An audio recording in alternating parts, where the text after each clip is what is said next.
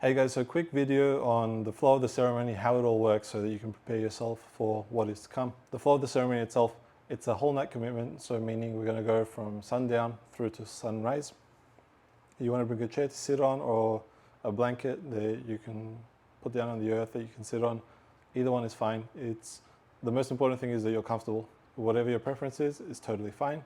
We're going to be sitting in a circle around the fire, whether on your chair or on a blanket on the earth. Both are a beautiful experience. You also want to make sure that you have jackets and layers of clothing so that you can layer up or layer down according to what you need so that you can stay comfortable and warm. Next thing is ensure that you arrive on time. We will have a preamble, a discussion that explains a lot of the things about how the ceremony is going to flow that can help you prepare yourself, know how to make the best use of the night and everything that is to come, how to present yourself in a way so that you can receive as much as possible. Once we complete with all of that, then we'll get started with the official proceedings. The Marakame, the elder is facilitating, will sing 5 times throughout the night. Now, during the time when he's singing, that time is critical that we pay our respects in a noble silence. So when he's singing, that's the time to be in our seats in noble silence, in introspection, in meditation, and paying attention to his songs and the very presence of the moment itself. Outside of his songs, we're going to be getting up. There's going to be some dancing with the traditional musicians that are coming. And there's also going to be times just to stretch your legs to get a bit of movement in. You can go look at the stars, whatever it may be. The only request is that you don't go too far away from the circle and that you still stay as part of the unit itself.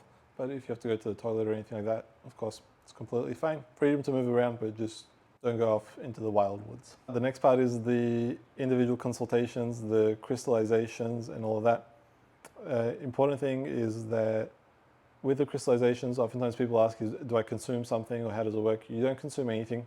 It's a really simple process. You'll take a seat. He will use what they call a movieri, which is essentially a little stick or a feather wand, if you will, that has 2 feathers on it. And they use that as an antenna. That's what helps them do all their doctoring, their cleansing, their healing, and he'll use that to understand your energy, to understand what's going on. He'll be able to pick up traumas, whether they're mental, emotional, physical, or spiritual.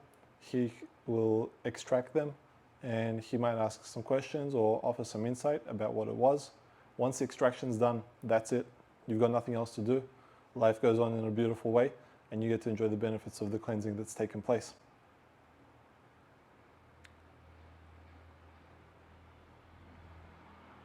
And then the last thing that I wanted to speak about briefly is just the quality of the elder and the musicians that are coming along. The Wirarika culture is incredibly guarded. Even to this day, even though they've started opening their doors and allowing people to witness their culture and get to know their ceremonies and their ways, they can still be quite reserved. So they might allow you to come to a ceremony, but they might not share anything with you. Fortunately, through a lot of looking around and trial and error on my part of meeting different families and going through that whole process, I was fortunate enough to come across an elder and a community and a family that are very open-hearted, they're very loving and incredibly generous in the way that they share.